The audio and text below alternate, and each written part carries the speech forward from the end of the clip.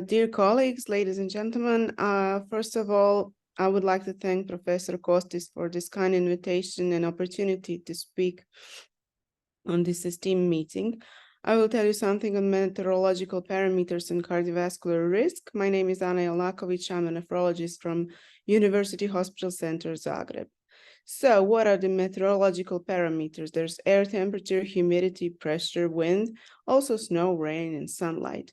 Biological parameters which we'll observe today are blood pressure, cardiovascular risk factors, and cardiovascular events and mortality. And with those two sections, seasonality, peaks, and years of both. There's an emerging science called environmental hypertensiology because it is ever-growing evidence and conscious about environmental influence on blood pressure, but also cardiovascular risk and all on chronic cardiovascular diseases worldwide.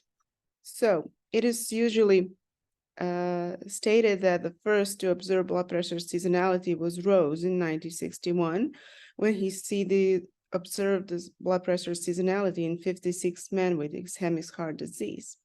But actually, that's not true, because first documented seasonal changes are coming from 1930s, where Brown and his co-workers had tried to treat a young male with a secondary form of hypertension, most probably a very high blood pressure. They don't have any means to treat him back in 1930s, but they taught him how to measure home blood pressure. So the poor guy measured his home blood pressure during 2 years, several times a day, and collected all of his daily activities, feelings, food diaries, and so on. So Brown and his co-workers concluded that there was a seasonal lowering of the blood pressure during the summer months of each year, and this was not so striking in the evening home blood pressure readings. So we will see that this seasonality of blood pressure is true through all different kind of stages and lifespans, but it's not true for nighttime blood pressure. So seasonal variation can be seen also through hypertensive emergencies. So seasonal variation through hospital admission due to emergency hospitalization do have seasonal character, as well in the US registries, and on the right are our own data from Croatia. And also the seasonality of hospital admissions due to acute cardiovascular events can be seen in Northern Hemisphere during summer months, and the peaks of hospitalization due to cardiovascular risk in winter months when the air temperature is lower. But beyond blood pressure, there is a seasonal variation of other cardiovascular risk factors. So there are seasonal variation of body mass index, triglycerides, LDL cholesterol, glycemia, and so on. And for Northern Hemisphere, where we are, the peaks are in winter months. And for Southern Hemisphere, the peaks of cardiovascular risk factors is actually in those months which denied winter in Southern Hemisphere.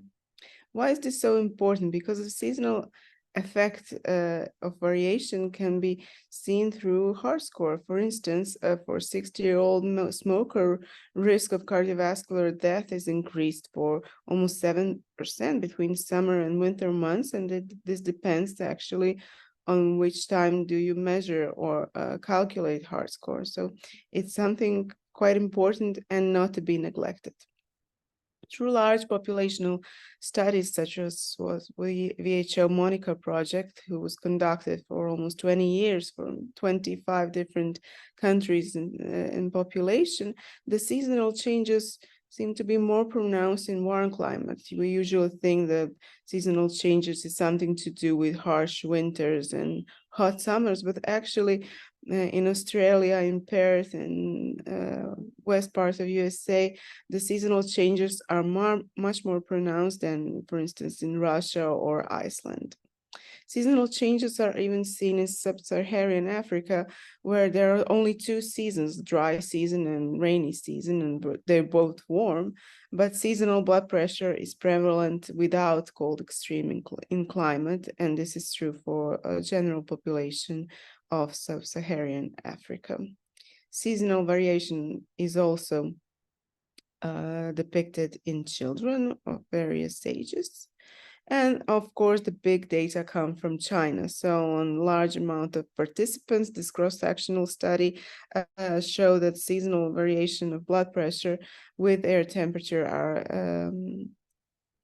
are existing in urban and in rural population. And in urban, due to home heating, are probably more or less pronounced. And this in this study by a large amount of Chinese, the general population, mean systolic blood pressure did not find any correlation with outdoor temperature. It is also noticed that the greatest for mean systolic blood pressure, and there was no any connection with relative humidity and outdoor temperature. So we can say the greatest blood pressure seasonality was seen in older individuals, in those with higher BMI, and in those treated for hypertension, whereas those hypertensives who were not treated for hypertension, the seasonal variations of blood pressure were not so much pronounced. So in this meta-analysis, the seasonal blood pressure differences are higher in treated hypertensives and in old than in those younger and untreated hypertensives. The seasonal changes in older population are best depicted in 3 city studies in France, where almost 8,800 persons, residents of nursing homes, with mean age of 75, are followed up for 2 years. Of course, there was a seasonal variation, and it was linearly correlated with people's age. So for every 15 degrees Celsius increase in temperature, systolic blood pressure decreased for 10 millimeters in younger group and for 14 millimeters in subjects 80 years or older. And also there was no relationship between outdoor air pressure and blood pressure. Japanese society is an example of aging society. So in another large specimen of aging Japanese, the lower the temperature, the higher predicted number of cardiovascular hospitalizations. Of course, with summertime and higher temperatures, this predicted number decreased significantly. But never again, predicted number of hospitalizations was most related to changes in the daily temperature. So not only seasonal variations, but extremes in daily temperature when the mornings are cold and the days are hot, and the differences between daily, morning, and average temperature is more than 10 Celsius. This carries a large cardiovascular risk, not only probably for older residents. What about atmospheric pressure?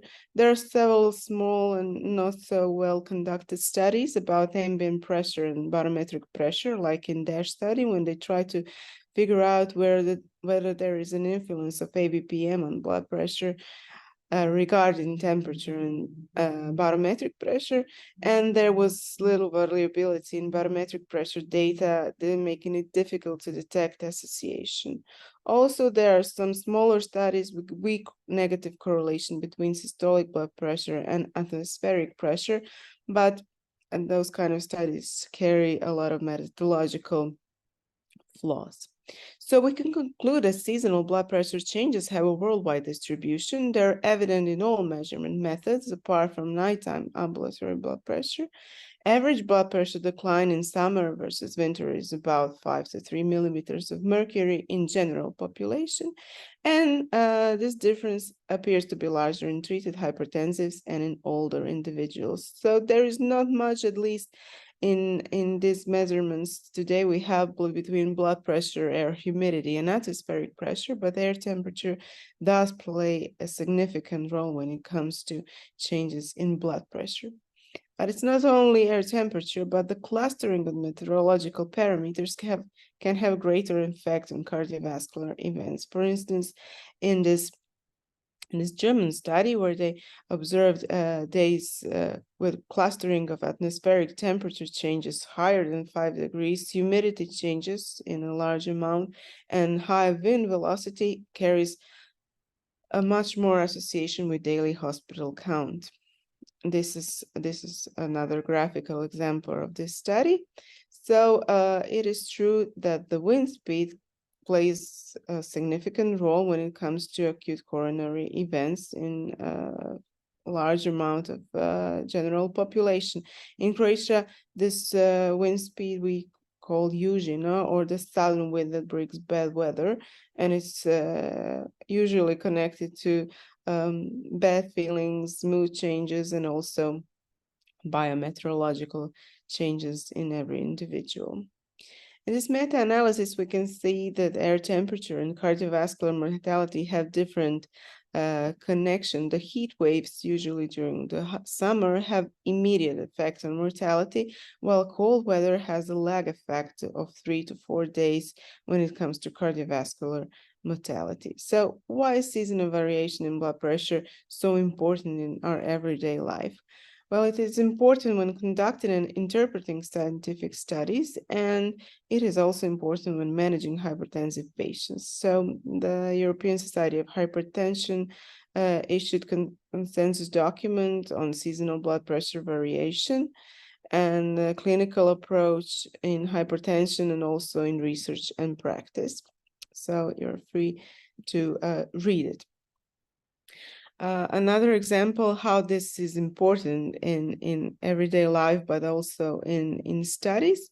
The influence of blood pressure seasonality is different whether we're observing normotensives, although that is treated hypertensives, and newly detected hypertensives. So normotensives have a negative linear correlation of systolic blood pressure and air temperature, where there's treated hypertensives have curvilinear negative association with air temperature, and again, newly detected hypertensives have negative linear correlation. To translate this in epidemiological data, we can say that with every 20 degrees in temperature rise, the hypertension prevalence increases from 25 to 35%, and blood pressure control also decreases from 37 to 12%. So this is a fair difference regarding differences in air temperature. This and much more you can read in our book, Climate Changes in the Arterial Hypertension, the Global Risk. It is also issued in English. So with this, I thank you for your attention.